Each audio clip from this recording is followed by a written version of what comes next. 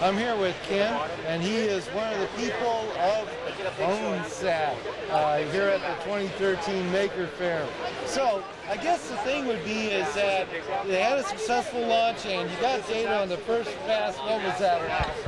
It was really exciting to see what you worked on for such a long time working, and you can actually hear the signals from the satellite. So it was a really nice, very happy moment for us.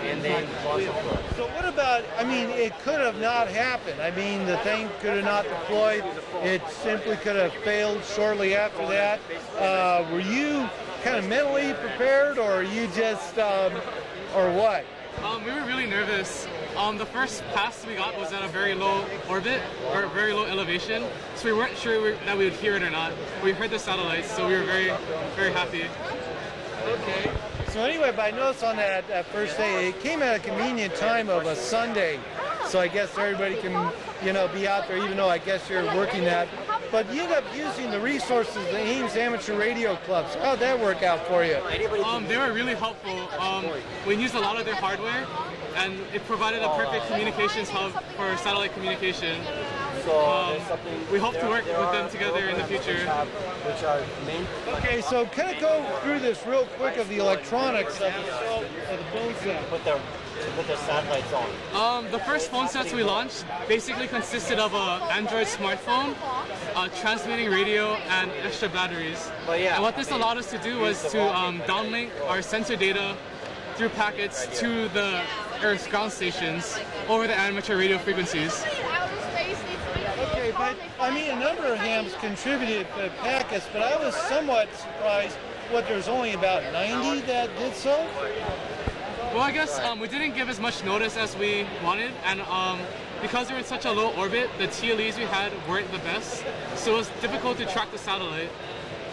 So it may have contributed to there being not as many hams able to communicate. This is the first, before we put her in here. Okay, so you're working on the next PhoneSat. You got deadlines to meet.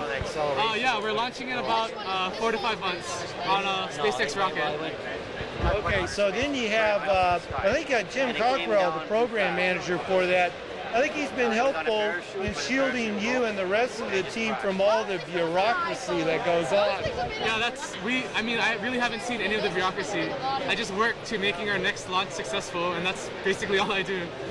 Okay, so then for the next launch, in terms of having hams contribute, can you just give us a brief thing? They log in on PhoneSat.org, but I think you're asking for more hams, more amateur radio people to contribute, you know, packet data, even if it might be duplicates, but send it to you. Yeah, getting more packets allows us to track the sensor data of the satellite throughout Earth's orbit. And what that allows us to do is to see how the phone functions in different environments. And that's really important to, I guess, characterizing how the phone will function in orbit.